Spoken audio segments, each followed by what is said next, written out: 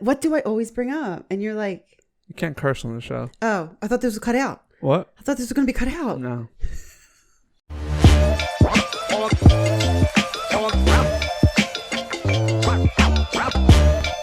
Hello and welcome back to the Croak and Crow podcast. I am Spencer Cartier. I am Minnie. Mouse? Sure. Sure. And this here is Frank. Both of you who did not inform me that green fleece was the uniform of the day. I am so upset. We just got back from vacation and summer is over. I was told before the show that I can't say every week that I just got back from vacation and summer's over. Every day. Every day. Every opening. I went on a lot of vacations and summer is over. Continuously over. I just got back from Florida. I will allow you to say it because the reason I said, what did I just say? This was the first time you went on vacation with me. No, it's not.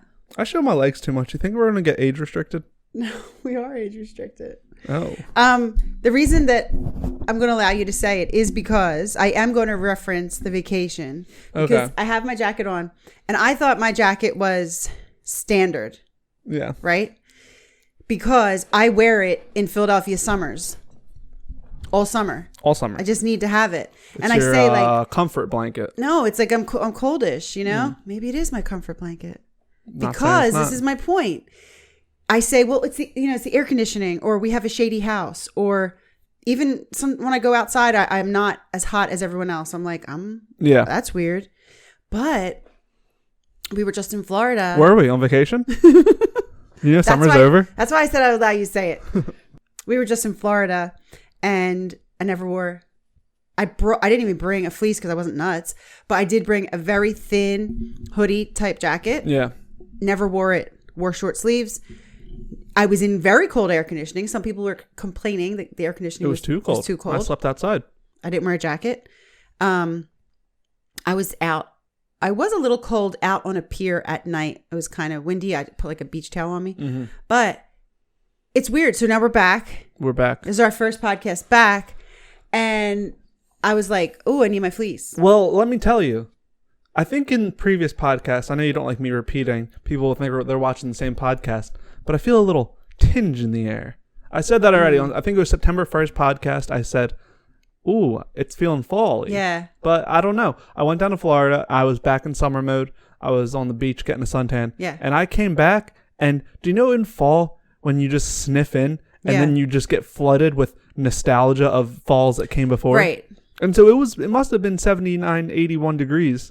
But still, it was like a definite change. You can tell a difference when you go up north. Definite change. Yeah. So, this is the Weather Channel. I guess the way to put it best is we just got back from vacation and summer's over. I'm happy to have been on vacation. I'm happy to see our 1-year anniversary approaching. But I just felt that it might have been a little stale, the opening again. Well, because it's like we come on a Wednesday podcast and you need to look at the weekend before. That's like how you start at these early week podcasts. And it just so happens that the past few weeks I have been awaiting the end of summer. Okay. And I've also been lumping every weekend to be a mini vacation. Yeah. To say goodbye to summer 2021. Right. So yeah, maybe it's been the same, but every vacation was a little different. It was. And vacation is such a strong word. First of all, when we say vacation, working vacation. I was. Did you miss a podcast last week? You might have, but guess who didn't? I didn't. Don't think that it's just mimosas on the pier. No, it was work. It was, and we went somewhere really great. Oh, we went to the Don't tell me. Billy Graham Museum. Yes. Before you even say who's Billy Graham, we had a whole Billy Graham podcast. No, we didn't. We had a mini Billy Graham podcast where we allowed for the rest of the video, our 30-minute video, to solely be a clip. The man, the myth, the legend. Not so much a myth, but of Billy Graham speaking at an older age for a TED Talk. So check that out first, but traveling down, we drove via car, the Croak McCrow. the Kirk and Crowmobile. Yeah. And we stopped in North Carolina, Charlotte, where the baby is from. And we stopped at the Billy Graham Museum. Yeah. Library. Sorry. Billy Graham Library. It's called the Billy Graham Library. It's sort of misleading. I don't know if there's any books. Just in the bookstore. But we talked before about U.S. presidents. When U.S. presidents are done being president, a library gets erected in their name. I believe Obama's is in Chicago. Okay. Or is being made in Chicago. Yeah. And they put in there everything that had to do with their term and everything that had to do with them. So, but it's called the Ronald Reagan Library. The Barack Obama Library. But it really is like a museum. Do you think Donald Trump's going to get a library? I think they have to. They have to. Do they even do it, or is it organized? I don't think they do it. But I believe I think we kind of might have talked about this because I do think they were going to put in all the scandalous stuff. Really? Well, because it was part of the term, right? So, Billy Graham. Billy Graham is called a library, but in no way is it your traditional thought of what a library is. It's the traditional thought of what a museum is. Yeah. And it was. Well, no, museum sounds too boring. It was boring? It was interactive. It was like you get fed through this sort of like half guided tour, and it was engaging. Don't think like you're just there looking at posters. No, you're right. It was a lot of mixed media, or whatever it's called. It forced you. Multimedia. It not forced you. It's good for people with like ADD or something. You know, it's like the best museum experience for someone who isn't I don't want to go to a museum. What am I just going to stare at things? Yeah, it was easy. It was easy. You just sort of get guided, and it's like, oh, okay. Stop. There's videos. Yeah, they had a lot of cool stuff. Got a lot of cool photos. And a lot of, even if you like vintage. And here. Even if you like vintage stuff. And here. What? Even if you like, they had like vintage motorcycle and vintage guns and vintage teapots. And they had his whole entire childhood house, which would have been early 1900s. They had set it up brick by brick. He wasn't born on that property. They brought it. Yeah. And then put every tea towel and everything. So if you're ever traveling through Charlotte, the baby, and it was free, and it was free. Ever traveling through Charlotte, North Carolina, stop at the Billy Graham Museum. It's where he's buried. It's where he's buried. Him and his wife, who was born in China but is not Chinese. That's right. I learned that. Yeah. So that was, when you come back from a field trip and then like you have to say something so that you can prove that you weren't like totally not paying attention. Yeah. It's like, Spencer, what did you learn? Billy Graham's wife was Chinese, but not Chinese. Right. She was an evangelist. She loved China. Loved it. Yeah. There's even Chinese characters on her tombstone. Yeah. Moving on. Was that it? Well, it was just part of that trip that we took, and worth mentioning. I felt. No, absolutely. I was saying, was that it for everything we did? Oh no! Well, no. I meant like worth talking about. Worth talking about. Like we walked on the beach. Nobody wants to hear that. That's what's stale. That's what's stale. Yeah. No, that's it. Hope you guys had a good weekend. Did you see? We missed. That you. I call you stale for constantly repeating that the summer's over. Are you gonna remember what you were gonna say? Yeah. Okay. And that the weather's turning. What I constantly repeat, which you hate. Just went out of my mind. So sorry. No, don't be sorry if I hate it. I'm happy. I took it out of your mind. Okay. Blue's Clues. You see this? No. You see Steve from Blue's Clues? You didn't see Steve from Blue's Clues come back? No. Oh man, he came back. Came back to what? Not to a show, but he came out with the video. He's wearing his striped shirt. No, you're lying. He's older. No, you're lying. And he gave everyone of, I guess, the millennial. I'm Gen Z. We learned that from the Gen Z episode. But most millennials, the closure we all needed.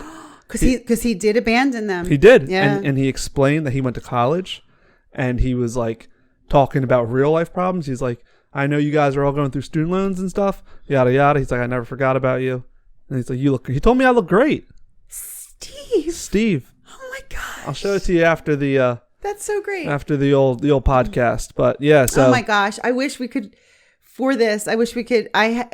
somewhere I still have teeny tiny little 3 little shirts, Blue's Clues shirts with all your names on it. Yeah, but he's back. Handy dandy notebook. Take it out of the attic because It's like, yeah, I don't know. But he's back. Well, he's not back, but he gave us closure. And that's what we needed in 2021. Because it was an abandonment, for sure.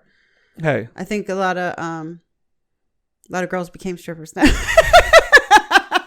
They got everything. Spencer, I'm still trying to remember what I wanted to say. It's killing me. Well, what did you say? The thing I was always... What do you always bring up?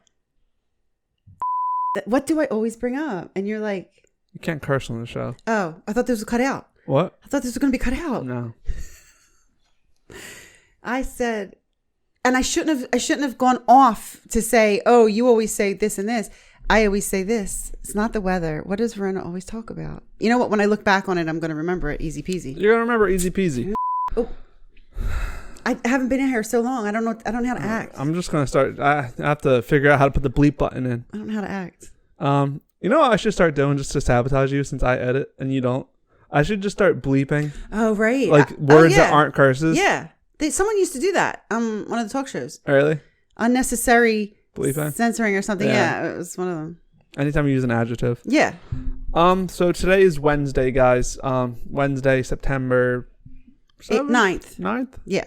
Oh, the anniversary of Never Forget 9/11 is coming up. Are we going to have a show for that? I guess that'll be, Not So Fun Friday. It's Fun Friday. It's a American resilience. That's right. So we'll talk about something, but we'll leave that for that day. So fall has begun. Went on a vacation. That's my talking points right there. Right. So you're going to have to... You don't know how preoccupied I am right now of what I wanted to say. Why don't we move on to what is so special about this day? And that is it's one word Wednesday. Guys. One word Wednesday. One word. Bring up a word. Talk about it. Why not? Why not? The dictionary is a pretty big thing, so having this day gives us a whole lot of content. Right. We might run out in a couple of years. I wonder how many words are there in the English alphabet? English alphabet? I guess not even words. It has to be nouns. How many nouns? Why wouldn't you say dictionary? Why would you say alphabet? I don't know. Okay. You want to take a guess? No. Nouns in the English alphabet. I can never guess that. I'm going to say 3,652. 3,000? I think 1 billion. 1 billion. That's ridiculous. You know how many a billion is? You saying how many English words are there? Nouns. Nouns? Nouns like house, couch, chair. And you think there's only 3,000? I think there's like 30,000. Okay, I'm going to go up. I'm going to say 10,000. You might regret it. Don't ever go by my... don't ever... spot on. It's 3,000. Yeah, don't ever be led by me because especially with those kind of things. You ever see the jars of jelly beans or whatever? Yeah. And they say if you guess this, you win. Like 10, 11? Yeah. All right, so what is our word today? Please just stop thinking about it. Okay. Because I see these old gears. No, you see a motherboard, a very quick... some like Star Trek stuff. Yeah. The one word Wednesday is army. Army, no longer in Afghanistan. The army's no longer in Afghanistan. Yeah, we're not going to talk about that because we don't know about it. We don't talk about it. We don't know about it. We don't know about anything really. But you did mention 9/11. I did. And I was looking that because 9/11 is approaching, and that I think we've talked about the army before. Have we? I don't know. Maybe. I don't know. Maybe not. I need to go and I'm going to check. Because there's no list. Make like a what is it? Excel spreadsheet. Yeah. I'll just make a master list with a pen and paper. The army has, everyone knows about like the 9/11 memorial and everything like this. The army has, and I know that they have AIDS quilts and these kind of memorials, but the army actually has a quilt memorial in the Capitol. Not really sure. It's not really easy to go tour it, but it was put together by the army, and it is, I believe they still might add to it, but it was literally started being created probably on September 12th. Yeah. You know, and I saw that because it's the 20th anniversary. Yeah. Which I didn't realize. Of the quilt? No, of the army? 9/11. Oh, yeah. No, I didn't know that. Yeah. But that 20th anniversary of the army. Wow. that was more firefighters and first responders, wasn't it? Doing what? 9/11. Yes. The army wasn't there. Well, I guess they were the ones who went and fought for us after that. Yeah. And also with the Capitol being hit, the Pentagon. What was hit? The Pentagon was hit. they were all Army officials. Military. But I mean, the Army has a quilted memorial. Okay, I believe you. What did I want to tell you? The Army Navy game. I don't know anything about it. It's a football game. For the military colleges. Military colleges. So it's West Point, and I don't know. I don't know what the Navy's college is, but they're good, and people are really choosing. Like people love to be go team Navy. Go Navy. Yeah, go Army. Yeah, go Army. I never followed it really. But did you know that it was most frequently played in Philadelphia? I did know that. Oh, you did? One time I was in Philadelphia and I'm like, why is there so many people here? Like I was in Center City, I mean. And I was like eating at a restaurant and then it was like, oh, the Army Navy game is being played. And I said, oh, who won? I think the Navy won. So that's the Army Navy game.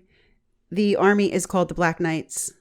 Yes. And the Navy is called the Midshipmen. The Army, if you type in BibleGateway.com and the New International Version, I typed in the word Army and I got 250 results. So 258 results. But what interested me was that all of the results are in the Old Testament except for 3. Okay. Which are in the New Testament. Let's talk about the New Testament ones. Because I'm imagining the Old Testament ones is the armies of Israel fighting. Right. Different people. Exactly. Boom, boom, boom. So that is exactly why I found it interesting. So we only have 3. 1 in Matthew, 1 in Hebrews, and 1 in Revelation. The one in Hebrews is referring back to Joshua, which is talking about the armies of Israel, the armies, right? So really, now all we're left. Now we're down. We're down to Matthew. Down to Matthew and Revelation. Okay. And that's the only times you're going to see it. In Matthew, it is the parable of the wedding banquet, and is that the wine? No, it's the one where the man is having a big, beautiful celebration, and he invites all the rich, important people, and nobody comes. And he gets really mad. And then he sends his people again, and sends his servants to find people. Yeah, and they beat up the servants and stuff. So then he sends an army to kill the people who hurt his people, and then he says, "Who wants to come?" And he brings in all poor people. Yes, and people who he doesn't even know, and they were had a great happy. Wedding. Yeah, they had a great wedding. They were happy to sit at the table and so forth. That's the army there, and then the very, very last mention of an army is in Revelation. And part of the army. Yeah, the armies of heaven were riding on white horses, dressed in fine linen, white and clean, and the army of God. Yeah. I used to have a big fear as a child of dying, but not dying, being dead, being in heaven. Oh. Because I don't know if I was told or what, but I always thought that eventually in time there was going to be a great battle. Oh, right. Between the angels and the devils. Yeah. And my little 5-year-old brain was always thinking of these existential crises, and I was thinking, I don't want to be in that fight. Right. At the time, I was a little kid. Yeah, it's a lot for little kids to hear things and they don't really know. My problem with it was this. And my problem with it was this. My problem was, I'm like, okay, go to heaven. Now it's time to fight. Good versus evil. I'm like, does that mean there's a chance we're going to lose? Besides the point, we're not going to lose. But my question was, what happens if I die in heaven? That was my biggest fear. Aww. I was like, where do I go? So my idea was that I was just going to hide in a cloud. It's interesting because people don't consider what kids are hearing and then what story they're making up about it. Yeah. So it is great to teach your child about God and read them Bible stories and take them to church, but it also is good if you can keep open communication with the child because I wish you could have told my parent that back then. I don't know who raised 20 years ago. Because they think things in their head and then it's a wrong thought or yeah, and that's why I also like we talked about before different mediums of getting God, and some people are like, no, the standard Bible is the only way, and you're going to do your Bible readings and stuff. And it's like, where I am totally for making video games about Jesus, the Action Bible, which is like a comic book Bible, all these little things where it's like, right, allow a kid to get it the way a kid can understand it, and then build his way up, instead of just being like, you are going to listen to Revelation, and you are going to try to understand with your 5-year-old pea brain. Right. And then you know what happened? I turned into a coward of a kid. I said, I'm not going to fight. Huh. No. Everyone's looking at me. They're like, how dare you? They're out in the front. Those angels are out on the front lines, and I'm hiding in a cloud. I'm out there. Hey, devil. Now? That was the old me. The new me? I'm in the front lines. Yeah. You ever see Lord of the Rings? That's okay. You grew. I didn't. When he turns back. I didn't see that. And then he attacks with a sword.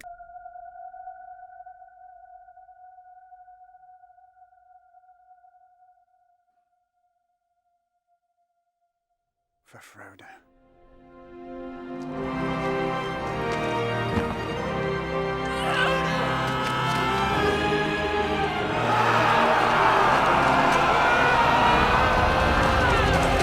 Yeah. That's going to be me. I had a child who was would be in the back seat in a car seat car seat, and they would unstrap themselves, and I would say, do not do that, because if I put on the brakes, you're going to fly forward, and you can fly right out the front. You can fly right out the windshield. And I would always say this, and the child would always say, no, I won't. No, I won't. Oh, is this a sibling I never met that flew out the windshield? No, it was Avalon. Okay. She would say, no, I won't. I thought she was being sassy and saying, yeah, right. Not until later did I find out that she thought I was saying she would sprout wings and fly forward. And so she was like, I'm definitely not going to believe you in this nonsense.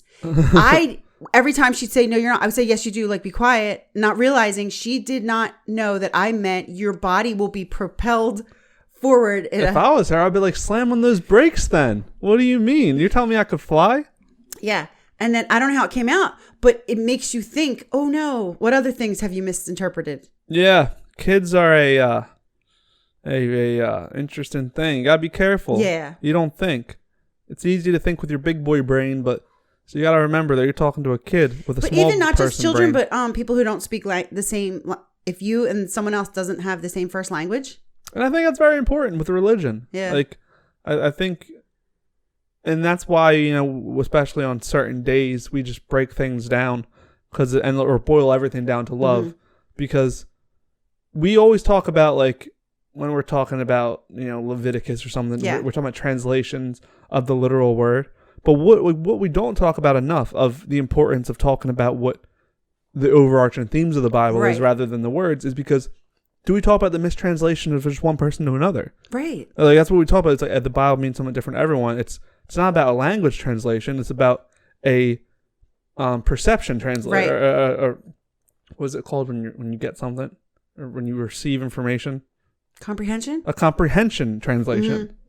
And so that's what it needs to be thought about. And people are like, no, we're going to give it to you one way. And it's like, well, those people are receiving it totally different. And you have to understand that. Right. You goofs. There's the Salvation Army, which is its own religion. That's where I got my first bike. Salvation Army Thrift Shop. Salvation Army Thrift Shop. Salvation Army, for people who don't know, is a religion. They have elected like the priest or whatever, I don't know what it's called there, the minister. And so I never knew that. I thought it was just a thrift store like Goodwill or your neighborhood thrift store, and then you had Salvation Army. Salvation Army Thrift Store is just a part of their organization. Oh. And you can go to service. Salvation Army Church. You can get married in the Salvation Army. You can be a member of. Can you be a general? You can. Oh, really? I'm not kidding. They have the. Oh, what? The outfits. I want to be in the Salvation Army. Yeah. The Salvation Army, get it? Yeah. Yeah. So there's that army. And there's also the BTS army. That's the fandom. The K-pop? Yes. They're crazy. Are they? Oh, no, the army. Yeah. The BTS. I'm like, no, the fans. Yeah. They I've never seen such a group that are so coordinated and politically and stuff. Like, well, if there's like a political thing that right. that they all agree against, they'll spam like internet servers and like just render them useless. But a lot of the fandoms are like that. Yeah, but I think Beyonce's, if you get bees on your but that like but what I'm saying comments? is like but for like Beyonce's the beehive, I know it. You would need to like attack Beyonce, and then they'll all attack you. Okay. Like K-pop, what I'm saying is they're like a essence of their own. Like in political life, if they see something that goes against, for the most part, I agree. Like I've never seen something that they did that's like, these people are. Usually, they come at things that are inherently wrong, and on their own devices, I guess on all these fan pages, they'll like. If an app is promoting hate or something, they'll spam it with like 1-star reviews until it goes away, or they'll put in false. What did they just do it to? It was the no. Okay. Another podcast. The BTS Army. It actually stands for something. Behind the scenes. No, it does not. BTS. I didn't mean BTS stands for something. I meant. ARMY stands for something. BTS does not stand for behind the scenes. BTS stands for Bangtan, which is Korean, and something it kind of rhymes with bell or something like that. And actually, BTS wanted their fandom to be called the Bells. They had this idea, and that people would ring bell, and they would like ring the bells, and then people would. But you don't. You can't choose. You can't choose. Fandom chooses you. Croak and Crowers. Yeah. So it is called the. I got it. So Army is adorable representative MC for youth. I know. Hell yeah. So that's the Army for BTS. Now enough of that jibber jabber K-pop. And that's because BTS is let's talk about something important. Is loosely translated to the Bulletproof Boy Scouts. Talk about Bulletproof. You're lucky it's classes. It's loosely translated to the Bulletproof Boy Scouts, so that's why they chose. What about the Army of God? What about the Army of God? I am in ranks. Are you? Yes. You seem to care a lot about K-pop. Can you imagine on the front lines and you're all there ready for battle in the trenches, like, all right, private, and it's like, did you know that BTS stands for... Had their own McDonald's meal? What is the Army of God? How do I join? Do I want to join? Is it violent? How do we feel about the army in general? Well, doesn't it go against thou shalt not kill? So many things with so little time. Yeah, well, we have the armor of God, which was armor of God. So I imagine you wear that was a podcast. It was a whole podcast. And if you're in the army of God, you need your armor. Yeah. So what I think is this, guys. Are we fighting other religions? What I think. Hush. What I think is this. Okay, listen up. I'm not afraid to use this. I'm in the army of God. Okay. And this is a gun of full love. Of holy water. I think if someone did. Oh, there was like a picture during COVID of a priest holding a water gun with for baptism. Oh, that's funny. Yeah, but so some people might think of army of God and they'll think of it a bad way. They'll think of the Crusades and they'll think, oh yes, but forcing your. This is what I think. In my last 2 minutes, my minute and a half spiel. Well, we have to cut it anyway. Cut it out. Am I gonna get canceled for waving a? This is a gun of love, and that's what I'm about to say. I wonder. So I can shoot anybody, and it means I love them. The army. Don't do that. I took a couple of gun safety classes. You did. That's why I see you're keeping your finger on the trigger when you're not supposed to. The Bible boils down to love. Okay, and so you should never be. We can have a separate podcast on army violence and whether that's Christian or not. Okay. And what's it called? We are conscientious objector. We're pro army. We're pro defending yourselves and your families. Besides the point, God is love. Okay, and so anyone who wants to get in the army of God, all you got to do is this: you got to put on your armor of God, and you gotta adamantly stand against hate. Yes. And I think if everyone just lived with that viewpoint in life is promote love, go against hate, there wouldn't be any problems. And like that's it's so army. You're never fighting other religions. So many wars have been caused over other religions, right. And that's wrong. You're not fighting people that are different than you. Mm-hmm. you are fighting against hate. And you're fighting with the weapon of love. Which may seem counterintuitive because it's like, how do I fight with love? Right. That is the opposite of fighting, but you can. Just loving is fighting hate. And that's what it's about. And that's how you be in the army of God. You love first, and love will always be. Yeah. You know, like love against hate is like bringing a gun to a knife fight. You're always going to win.